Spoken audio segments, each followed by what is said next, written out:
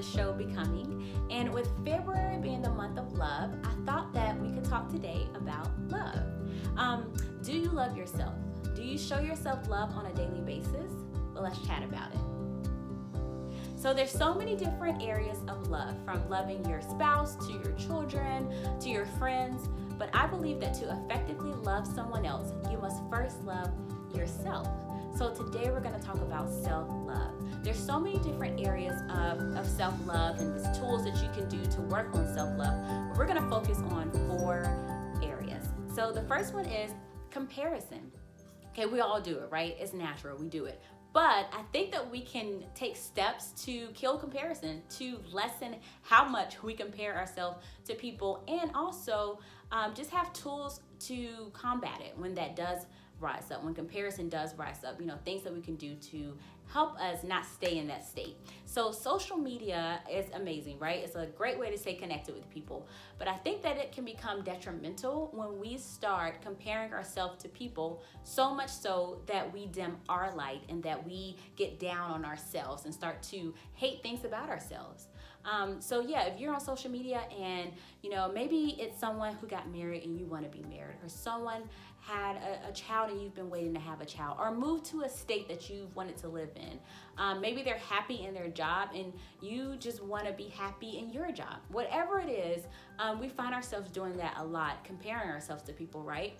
But if every time we log on social media, we get off and we feel, depressed or down on ourselves, and it's time to take a look at that and say, okay, what is it about me that causes me to not feel good when other people are doing well? Maybe it's something in your past that rises up.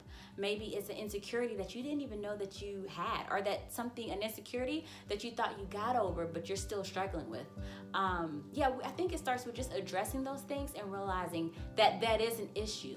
And then taking it to God, asking God, okay, help me deal with this. Like, I don't want to live this way. I do want to be genuinely happy for people. Help change my mind, change my heart, and give me your perspective. So, that's, I think, something that will help with self-love, is to kill comparison. All right, 2 kind of goes along with that, is to loving your uniqueness. We are all made differently, right? And that's a beautiful thing. We shouldn't want to all be alike. But I think we have to start loving how we are uniquely made. In Psalms 139:14, it says, "For we are fearfully and wonderfully made." Okay, so God didn't make any mistakes when He made us. You never know how God is going to use your parts of your personality in your calling and in your purpose. So don't try to change parts of your personality that God has uniquely created for you. Okay, so the third one is affirmations. So one thing that I do is I just write out different affirmations, and I see that as promises that God has told me. It's like reminders of what God has already told me about myself. So one thing you can do, if you're a person that keeps your phone by your bed and you pick it up every morning, you could, instead of maybe you go to the Bible app, that's great. But if you go to Facebook or Instagram or whatever, or the news first, you could, in your notes section, write down some affirmations. I am beautiful, I am powerful, I am strong, I am destined for greatness. Write down those things that you feel like God has been speaking to you about yourself. And in the morning, you could read that first. You can read it, say it out loud. You're starting off your day with affirmations about what God has already said about you.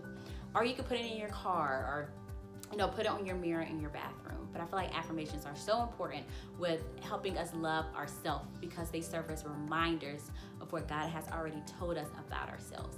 Okay, and the 4th point, which I believe should come first, but I wanted to save it to the end because I wanted to make sure I spent some time on it. But the 4th one is God's perspective. Know God's perspective. Okay, who does God say that you are? Take His perspective and put it above all others. So I remember when I was working at a company, and there was this lady who we were just talking about people in leadership, and she was naming all of these people who she could see as leaders, and all of them were like 50 and up. And she happened to mention that she couldn't see me in a leadership role at the company. And I remember being so offended by that, because I'm under 50. Everyone you named was over 50. So are you putting me in a category of not being a leader because of my age? And I started to get really offended, and I had to realize it's not about what anyone else thinks about you. It's about God's perspective. And so in Psalms 46:10, it says, "Be still and know that I am God." And that's what I had to do in that moment. After that, I didn't try to prove anything. I just kept being myself and kept working in excellence. And a couple years later, like literally probably a year or two later, I got a leadership role in that company in a manager position. And I thought to myself, I wonder if she thought about that conversation that we had where she didn't see me in a leadership position. But whether she did or didn't is neither here nor there. I feel that people don't forget things like that. But it wasn't for me to go back and say, "I told you so," or "look at me now." It was a time for me to remember God places us in the positions that we should be in. He promotes us. He uplifts us. We don't have to try to convince anyone, and we don't have to try to fight our way to the top and manipulate our way to the top.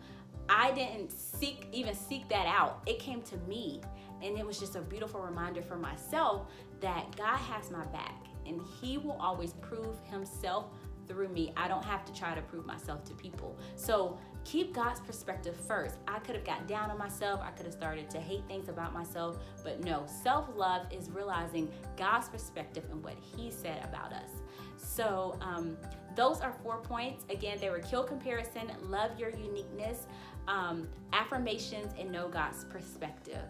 So before we close, I want to share with you a book that I really, really like that kind of touches on this. It's Crash the Chatterbox with Pastor Stephen Furtick. It's about overpowering lies of insecurity, fear, condemnation, and discouragement with the promises of God. So it goes back to having God's perspective and just putting that first over the many voices that can come in our heads on a daily basis, and replacing that with God's voice. That's so important. I'm sure there are other resources out there as well, but this is just one that I can share with you today. So before we close, I do want to end with the affirmation that we can all do together. And so I just hope that you'll be able to join me in that, just to encourage us along the way. And you can write this down and keep saying it, every day if it helps you get started with the affirmations. So repeat after me. I am beautiful. I am bold. I am brilliant. I am powerful. I am a child of God. Therefore, I am royalty. And I am loved. And I hope that you know that you are loved. I love you. And I look forward to seeing you become all that God has created you to be as you continue to love